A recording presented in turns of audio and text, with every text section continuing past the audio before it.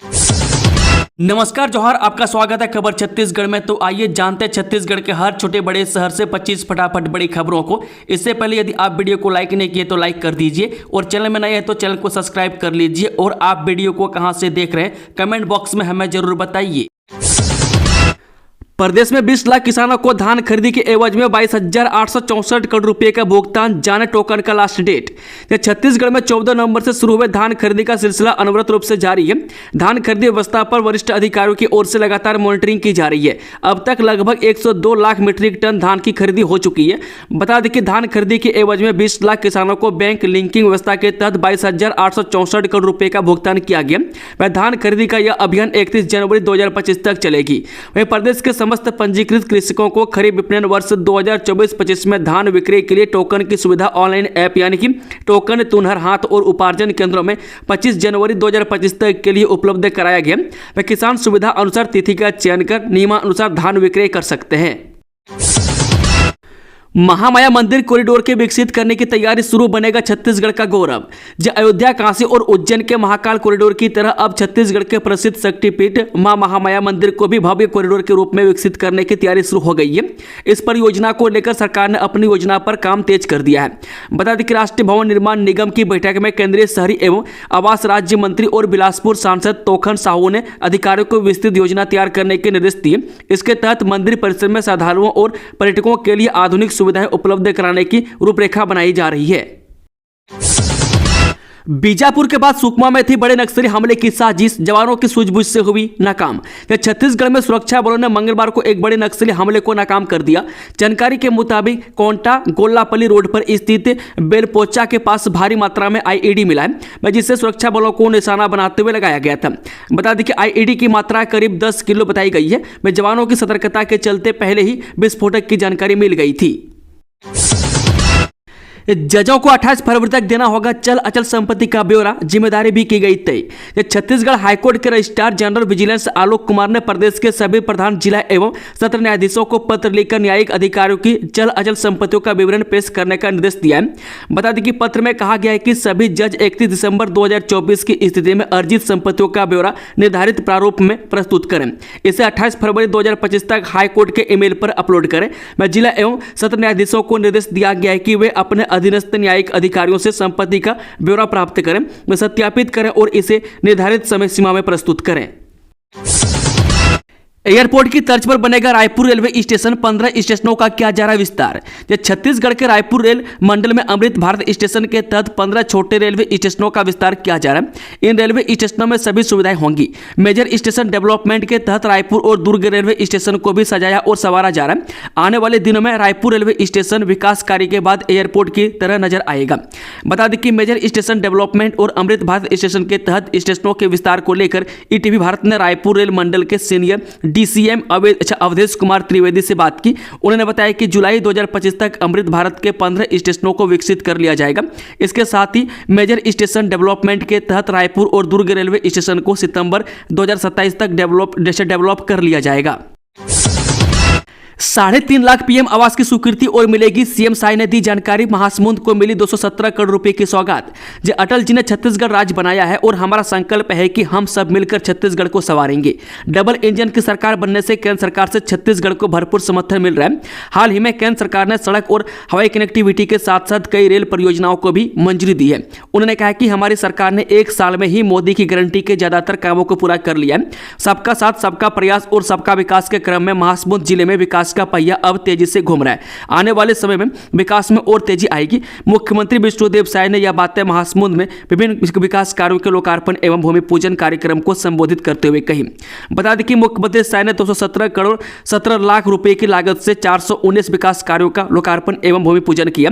इनमें 111 करोड़ रुपए के 335 कार्यों का लोकार्पण और 106 करोड़ रुपए के 84 कार्यों का भूमि पूजन शामिल है। वह कार्यक्रम में 271 हितग्राहियों को करीब 1.25 करोड़ रुपए की सामग्रियों का वितरण किया गया।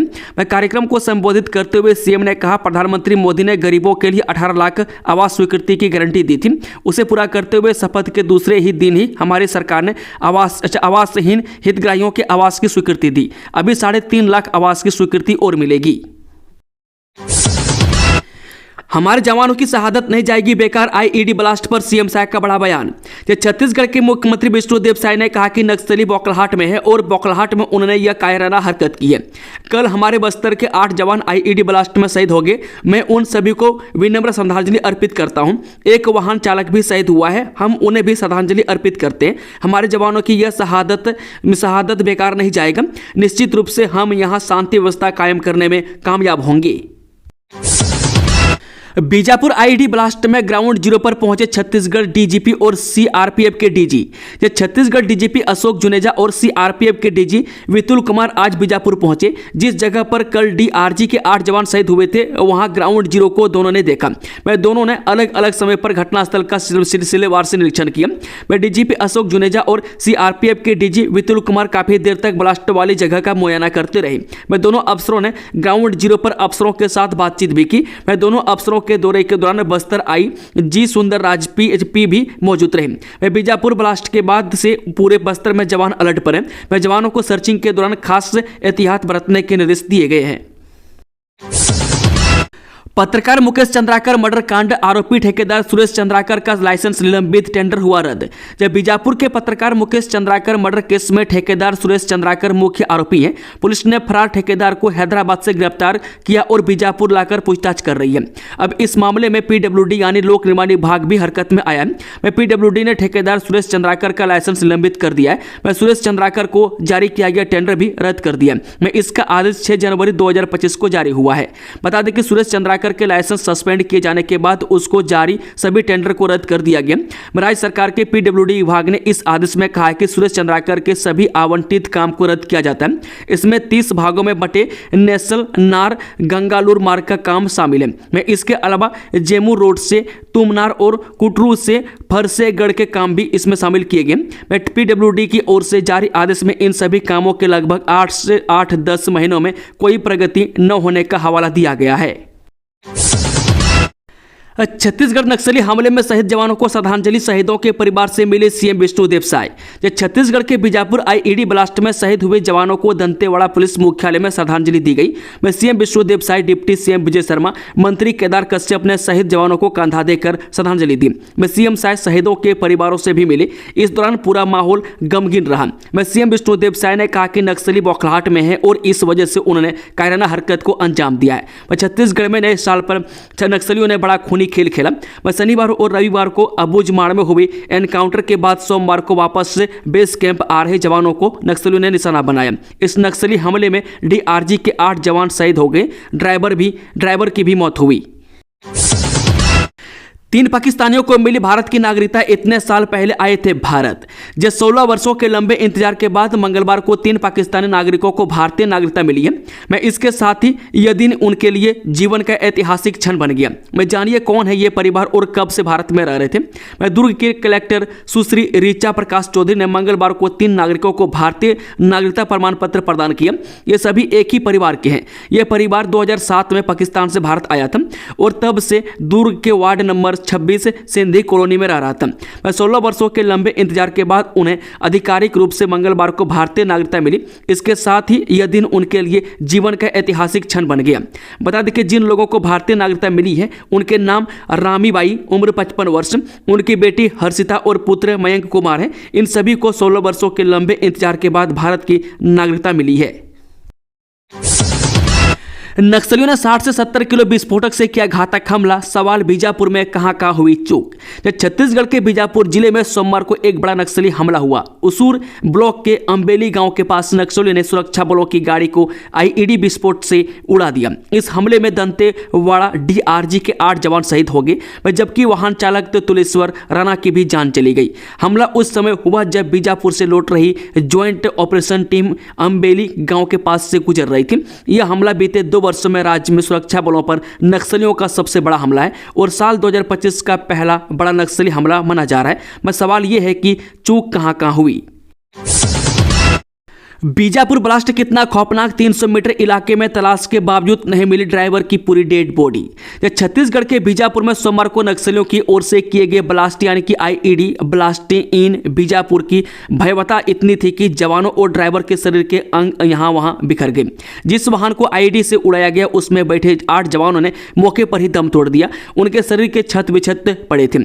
वहीं वाहन चालक की अब तक सिर्फ अंतड़ियां ही मिल पाई है, जबकि उनके शरीर का बड़ा हिस्सा गायब है। इसको तलाश करने के लिए एसडीआरएफ के गोताखोरों की मदद ली जा रही है। वह कुटरू ब्लास्ट में 8 जवान और 1 चालक की मौत हुई थी। घटना इतनी भीभत्स थी कि जवानों के सब गठरियों में बांधकर समेटे गए।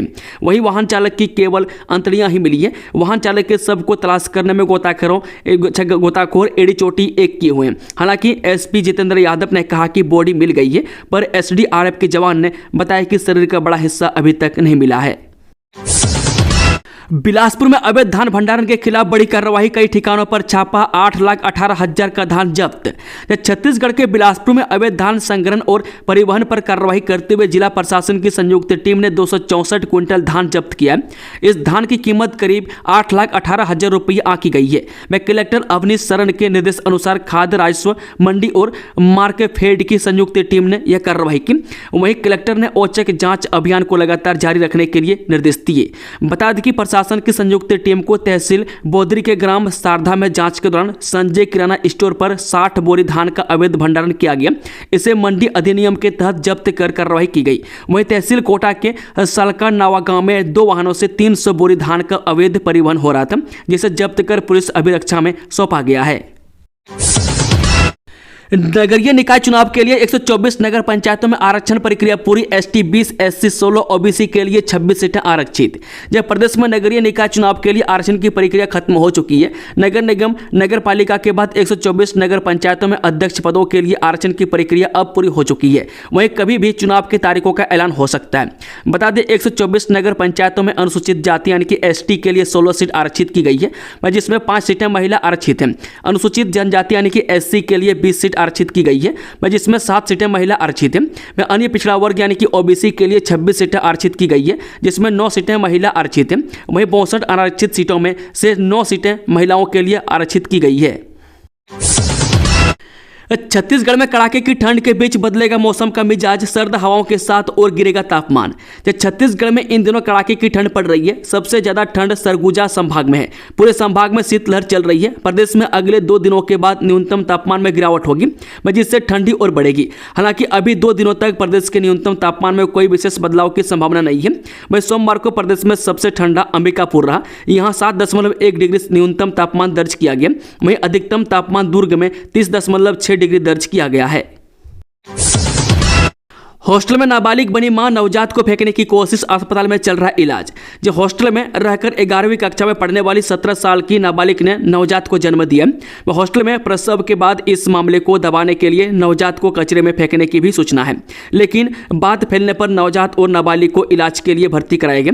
वह जहां नवजात की नाजुक हालत को देखते हुए इसे मेडिकल कॉलेज अस्पताल रेफर किया गया। इस मामले के सामने आने के बाद प्रशासन में हड़कंप मच गया। जिला शिक्षा अधिकारी मौके पर पहुंचे हैं, जबकि एसडीएम ने कलेक्टर के निर्देश पर जांच की बात कही है।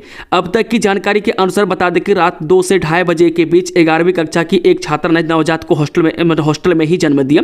इस मामले को दबाने के लिए पहले तो नवजात शिशु को फेंकने का प्रयास किया गया, लेकिन सुबह सरकारी एम्बुलेंस के जरिए नाबालिग और नवजात को अस्पताल पहुंचाया गया। मेडिकल स्टाफ की माने तो अस्पताल में लाने तक नवजात की तबीयत काफी बिगड़ चुकी थी। बीएसपी ने क्वार्टर खाली करने के लिए भेजा नोटिस, रिटायर कर्मचारियों ने काटा बवाल। जब भिलाई इस्पात संयंत्र के सैकड़ों रिटायर कर्मचारी मंगलवार को टीए बिल्डिंग के सामने विरोध प्रदर्शन करने पहुंचे। बीएसपी क्वार्टर खाली कराने के बीएसपी प्रबंधन के फैसले के रिटायर कर्मचारियों ने जमकर विरोध किया। भिलाई के सेक्टर 6 स्थित टीए बिल्डिंग में 100 से ज्यादा रिटायर्ड कर्मचारियों ने बीएसपी के खिलाफ जमकर प्रदर्शन किया। बीएसपी के रिटायर्ड कर्मचारियों का कहना है कि भिलाई इस्पात संयंत्र में 35 से 40 साल नौकरी करने के बाद वो रिटायर हुए हैं। जिस मकान में वो रहते हैं अब बीएसपी प्रबंधन उसे खाली कराना चाहती है। महिला शिक्षकों की बिगड़ी तबीयत, अनशन पर बैठे बीएड डिग्री वाले सहायक शिक्षक। जब बीएड डिग्री वाले सहायक शिक्षकों का आंदोलन 14 दिसंबर से चल रहा है, मैं सहायक शिक्षक बर्खास्त किए जाने के बाद से लगातार धरना प्रदर्शन कर रहे हैं। नया रायपुर के तूता में आज प्रदर्शन में शामिल 2 महिला शिक्षकों की तबीयत बिगड़ गई। बता दें कि महिला शिक्षकों को तत्काल एम्बुलेंस की मदद से इलाज के लिए अस्पताल भिजवाया गया। प्रदर्शनकारियों का कहना है कि प्रदर्शन स्थल के पास किसी तरह की स्वास्थ्य सुविधा मौजूद नहीं है। प्रदर्शन में शामिल लोगों की शिकायत है कि प्रदर्शन वाली जगह पर स्वास्थ्य सुविधाएं दी जानी चाहिए। वह शिक्षकों का आरोप है कि महिला शिक्षकों की जब तबीयत बिगड़ी तो 108 एम्बुलेंस को फोन कर बुलाना पड़ा। वह दोनों महिला शिक्षकों को अभनपुर के स्वास्थ्य केंद्र में भर्ती कराया गया। वह सरकार के खिलाफ प्रदर्शन कर रहे शिक्षकों की मांग है कि उनको वापस काम पर रखा जाए या समायोजित किया जाए। सर्व आदिवासी समाज ने बुलाया बस्तर बंद, 3 बड़ी घटनाओं का विरोध। बीएचपी बजरंग दल ने भी किया सपोर्ट। छत्तीसगढ़ के बस्तर संभाग में पिछले एक सप्ताह में हुए 3 बड़ी घटनाओं के विरोध में सर्व आदिवासी समाज ने मंगलवार को बस्तर बंद बुलाया और इस बंद का व्यापक असर बस्तर जिले में देखने को मिला। वह शहरी क्षेत्र के साथ साथ ग्रामीण क्षेत्रों में भी सभी व्यापारियों ने दुकानें बंद रखकर इसका समर्थन किया। वह बस्तर चैम्बर ऑफ कॉमर्स का भी बंद को समर्थन मिलने से सुबह से ही सभी संस्थान बंद दिखी। पहले पैसे उधार लेता था, फिर गंगा जल में साइनाइड मिलाकर मार डालता था। छत्तीसगढ़ में पकड़ाया सीरियल किलर तांत्रिक। जब पैसे नहीं लौटाने की मंशा से कथित तांत्रिक दुर्ग धनोरा के सुखवंत साहू उर्फ सुक्खू ने 7 दिनों के भीतर 2 युवकों की गंगा जल में साइनाइड मिलाकर हत्या कर दी। इसके बाद हत्याओं के राजफास न करने की एवज में पैसों की मांग करने वाले धमतरी के एक और युवक की भी पत्थर से सिर कुचलकर हत्या कर दी। धमतरी में हुई हत्या के मामले में आरोपी जेल में बंद है। उसके और मृतकों के मोबाइल कॉल डिटेल और बैंक खातों में हुए लेन देन के बाद हत्याओं का राजफास हुआ है। सीएम और गृह मंत्री ने शहीद जवानों की अर्थी को दिया कंधा, परिजनों से मिले तो हो गए भावुक। तल्ख तेवर में नक्सलियों को दिया बड़ा संदेश। जब बीजापुर नक्सली हमले में घायल जवानों का अंतिम संस्कार मंगलवार को उनके पैतृक गांव में किया गया। मुख्यमंत्री विष्णुदेव साय भी दंतेवाड़ा के कारली पुलिस लाइन में पहुंचकर शहीद जवानों को तो श्रद्धांजलि दी।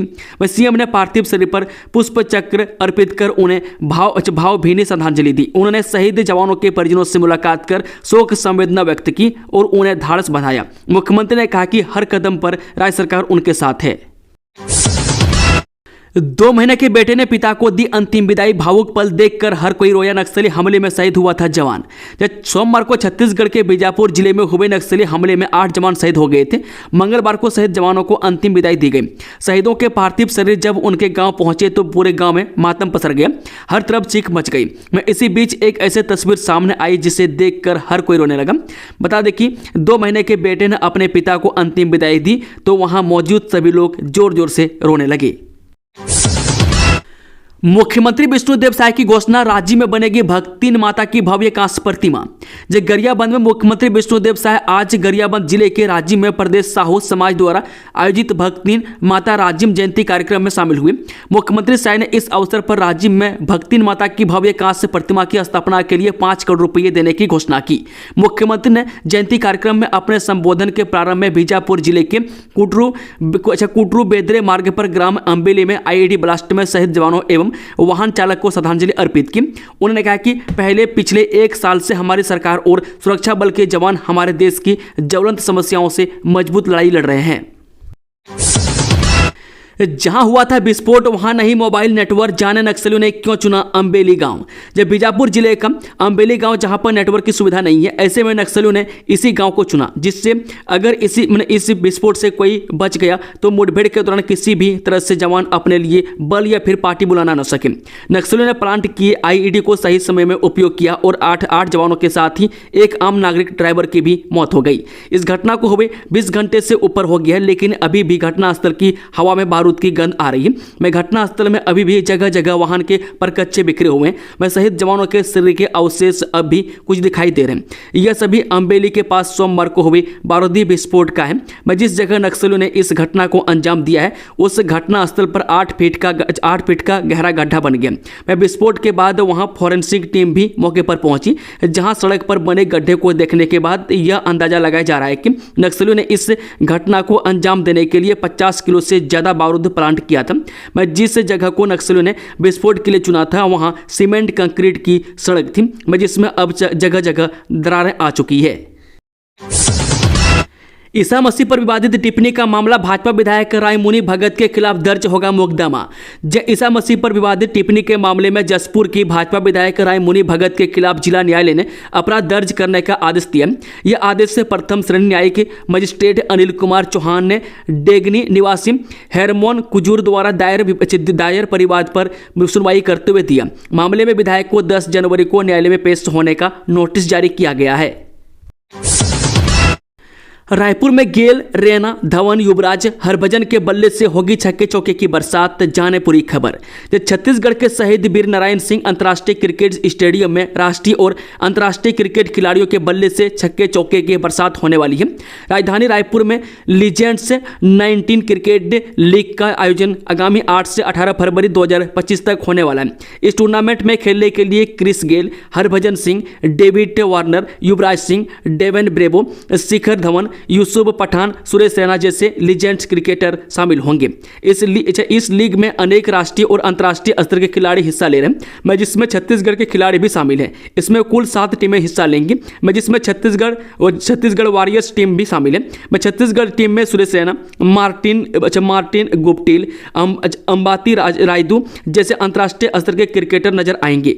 लीजेंड 90 लीग में छत्तीसगढ़ के खिलाड़ी भी खेलते नजर आएंगे, जिसमें सीनियर खिलाड़ी विशाल कुशवाहा, अमित मिश्रा, कलीम खान, पंकज राव, जतिन सक्सेना और मनोज सिंह के नाम प्रमुख रूप से शामिल है। 10,985 लीटर जब्त शराब पर प्रशासन का चला बुलडोजर। जिले के ग्राम चैनपुर में आज छत्तीसगढ़ आबकारी अधिनियम 1915 की धारा 34 क्लॉज 2 के तहत विभिन्न प्रकरणों में जब्त किए गए शराब को नष्ट किया गया है। इस दौरान 10,985 लीटर जब्त मदिरा पर बुलडोजर चलाया गया। कलेक्टर डी राहुल वेंकट के आदेश के परिपालन में गठित समिति के सदस्य, पत्रकार और वीडियोग्राफर मौके पर मौजूद रहे। नक्सलियों ने 3 साल पहले लगाई थी आईईडी। जवानों के काफिले में थी 9 गाड़ियां। 200 मीटर दूर पेड़ के पीछे से विस्फोट कर उड़ाई 8वीं गाड़ी। छत्तीसगढ़ के बीजापुर में सोमवार को नक्सलियों ने आईईडी ब्लास्ट कर जवानों से भरी गाड़ी को उड़ाया था। इस घटना में डीआरजी के 8 जवान और एक ड्राइवर शहीद हुए थे। बताया जा रहा है कि 3 साल पहले सड़क निर्माण के दौरान नक्सलियों ने कुटरू मार्ग पर आईईडी लगा रखी थी। वे ब्लास्ट करने के लिए वायर रविवार की रात को जोड़ा था। बता दें कि छत्तीसगढ़ राज्य निर्माण के बाद 24 साल में नक्सलियों ने 1200 बम धमाके किए हैं। में विस्फोट और मुठभेड़ में 1300 से अधिक जवान शहीद हो चुके हैं। बस्तर में नक्सलियों ने अब तक इसी पैटर्न पर फोर्स की गाड़ियों को बम से उड़ाया है। में एक दिन पहले ही वे वायरिंग करते हैं, में ताकि किसी को भी समझने का मौका न मिले। बताया जा रहा है कि कुटरू मार्ग पर नक्सलियों ने आईईडी 3 साल पहले लगाई, लेकिन इसे ब्लास्ट करने के लिए वायर रविवार की रात को जोड़ा था। पिछड़ा आरक्षण ने फिर पकड़ा तूल। पूर्व कैबिनेट मंत्री अमरजीत भगत बोले, आबादी के अनुसार नहीं मिल रहा हक। जब छत्तीसगढ़ अनुसूचित जाति, जनजाति, अन्य पिछड़ा वर्ग और धार्मिक अल्पसंख्यक परिषद की एक महत्वपूर्ण बैठक मंगलवार को पूर्व कैबिनेट मंत्री अमरजीत भगत के निवास पर आयोजित की गई। बैठक में संभाग के विभिन्न जिलों से आए प्रतिनिधियों ने पिछड़ा वर्ग यानी कि ओबीसी के आरक्षण से जुड़े मुद्दों पर चर्चा की और अपनी बात रखी। बैठक के दौरान अमरजीत भगत ने कहा कि पिछड़ा वर्ग समाज अब अपने संवैधानिक अधिकारों को लेकर अधिक जागरूक हो रहा है। उन्होंने कहा, बाबा साहब अम्बेडकर ने हमें जो संवैधानिक अधिकार दिए हैं, उनके तहत समानता, धार्मिक स्वतंत्रता और अन्य मौलिक अधिकारों का पूर्ण रूप से पालन नहीं हो रहा है। दोस्तों, खबरों का सिलसिला समाप्त होता है। अगर जानकारी पसंद आई तो वीडियो को लाइक, शेयर, चैनल को सब्सक्राइब जरूर कर लें और खबरें ज़्यादा पसंद आई तो कमेंट बॉक्स में अपना फीडबैक जरूर दें। Thank you, all the best, जय हिंद।